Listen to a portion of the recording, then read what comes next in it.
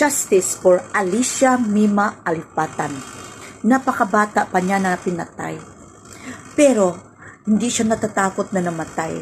Tayong mga vloggers, pinaglaban lang natin kung ano yung mga katotohanan. Iba naman yung mga DDS, iba naman yung PBNS. Pero wag namang dumating sa mga patayan. Kasi alam niyo guys, ang buhay natin ay ang Diyos lang ang makapagbigay sa atin ng desisyon kung mamatay ba tayo o mabuhay magpamatagalan, magkasakit pa tayo, kung ano-ano. Pero yung pinatay ka,